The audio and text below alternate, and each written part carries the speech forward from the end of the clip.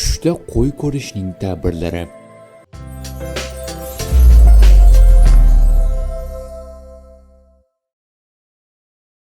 Tushda qo'y qo'zi ko'rish kuch-quvvat, halol mol, farzand, hurmatli zot, najot, g'alaba, shifo, maqsadga erishish deb ta'bir qilinadi. Qo'chqor obro'li, kuchli insonga ishoradir. Tushida qo'chqori borligini ko'rgan kishi hurmatga sazovor bo'ladi. Qo'chqor olish uchun savdolashganini ko'rgan kishiga hurmatli inson muhtoj bo'ladi. Qo'chqorning o'lganini ko'rish mantiqli zotning vafotiga, uning so'yilganini ko'rish shunday kishining o'ldirilishiga ishoradir.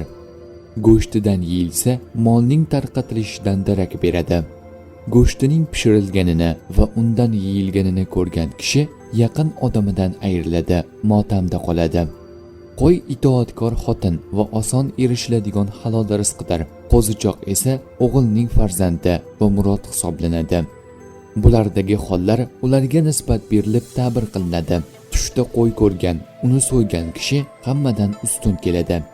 Qo'yning terisini shilib, go'shtini xomtalash qilgan kishining hurmati ortadi, ammo boyligi qo'lidan ketadi. Qo'chqorlarga ega chiqqanini ko'rgan kishi mas'ul lavozimni egallaydi. Qo'chqorning terisini shilgan kishi boyiydi. Qo'y boqqanini ko'rgan kishi katta boylikka ega bo'ladi. Qo'yni so'yib, go'shtini yegan kishi maqsadiga yetadi. Qo'zichoq va uloq ko'rish farzand va foydaga ishora bo'ladi. Qo'y go'shtini yeyish xafagarchilikdan darak beradi.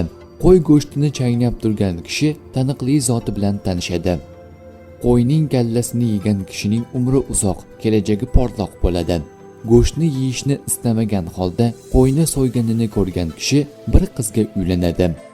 Uydan qo'y chiqqanini yoki o'g'irlaganini ko'rgan kishi turmush o'rtog'idan ayriladi. Qo'yning qo'zilashi mo'l-ko'lchilik, farovon hayotga ishoradir. Tushda qo'chqor ishonchli, obro'li kishiga ishoradir. Qo'chqorning junini olgan hurmatli kishi tufayli boyib ketadi. Go'shtini yeyish niyati bo'lmagan holda qo'chqor so'yish obro' e'tiborli kishini yoxud dushmanni o'ldirishga ishoradir. Qo'chqorga minganini, qo'chqor unga bo'ysunganini ko'rgan kishi kuchli, bahaybat kishini mag'lub etadi. Biror kishi tushida qo'chqor ustiga minib olganini ko'rsa, bahaybat, kuchli kishi zo'ravonlik bilan unga hukm o'tkazadi. Shohsiz qo'chqor egasidan ozod qilingan kishiga yo'yiladi. Tushida ko'rilgan qora qo'chqor qora kishiga, oq qo'chqor esa oq insonga nisbat beradi. Ibn Sirinning aytishicha, tushdagi qo'y harbiy o'ljani bildiradi. Tushdagi qo'ylarni o'tlatib yurganini ko'rsa, bir guruh ustidan ulug'lik va rahbarlik topishiga dalildir. Qo'ylarning ba'zisi oq, ba'zisi qora ekanini ko'rsa, o'sha guruhning ba'zisi arab, ba'zisi ajam ekaniga dalildir. Tushida ko'p qo'ylarning yig'ilganini va ular o'zining mulki ekanini ko'rsa, ko'p boylik topishiga dalildir.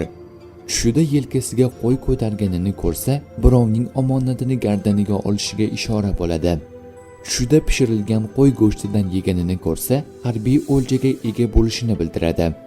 Qovurilgan qo'y go'shtini yeganini ko'rsa, g'amu anduhga dalil bo'ladi. Tushida yeyish uchun qo'y so'yganini ko'rsa, dushmanini yengishini va molidan yeyishini bildiradi. Kirmoniy aytadiki, tushida qo'chqor qo'y topganini yoki birov berganini ko'rsa, ulug' bir odam bilan suhbatda bo'lishi va undan ulug'lik va boylik topishiga dalildir. Tushida qo'chqorning bo'g'izlanganini va qo'yib yuborganini ko'rsa, bir ulug' odam ustidan zafar qozonishi, molini tortib olishi va xarj qilishiga dalildir. Tushida qo'chqor ustiga o'tirganini, uning itoatli va bo'ysunuvchan ekanini ko'rsa, bir ulug' odam ustidan zafarga ega bo'lishiga dalildir. Tushida qo'chqor uni yengganini ko'rsa, ta'biri aksincha bo'ladi. Tushida qo'chqorning boshi va oyog'ini sindirganini ko'rsa, aytilgan odamni yengishiga dalildir. Tushida qo'chqorning oyog'i va boshi uzun va kuchli ekanini ko'rsa, o'sha aytilgan odam kuchli va qudratli ekaniga dalildir. Tushida qo'chqorning yungi uzun ekanini ko'rsa, moli davlati ziyoda bo'lishini bildiradi. Tushida qo'chqorning yungi ko'pligini va bu yunglar o'ziniki ekanini ko'rsa, uning miqdoriga qarab odamlarga farmon berishi, ular o'zining qo'l ostida bo'lishlariga, ulardan ko'pgina mol davlat topishiga dalildir. Mag'ribiyning aytishicha, tushdagi sovliq qo'y ulug' va saxiy ayol bo'ladi. Tushda sovliq topganini yoki birov unga berganini ko'rsa, aytilgan sifatdagi ayol unga do'st va talabgor bo'ladi va undan mol hosil qiladi. Tushda sovliq qo'y yo'qolib qolganini ko'rsa, o'sha xotin undan judo bo'ladi. Ismoil Ash'asning aytishicha, tushdagi sovliq qo'yni bo'g'izlaganini ko'rsa, pokiza bir ayolga bo'xton qilishini ko'rsatadi. Agar sovliq qo'y qora bo'lsa, arab xotinini, oq bo'lsa, ajamiy xotinni bildiradi. Qo'yning terisi halol mol bo'ladi. Tushda qo'yni ko'rish 5 narsaga dalildir: ulug'likka, ulug' ayolga, molga, farmonga, izzat va manfaatga. Tushda qo'chqor qo'yga minib olganini ko'rsa va itoatkor bo'lsa, ulug' va farmonbardor kishi bo'lishiga dalildir. Tushda sovliq qo'y jang qilganini va qo'chqor uni yengganini ko'rsa, dushman uning ustidan g'olib bo'lishiga dalildir. Tushda qo'chqorning shoxlari katta va kuchli bo'lib qolganini ko'rsa, o'sha kishi kuchli va qudratli bo'lishiga dalildir.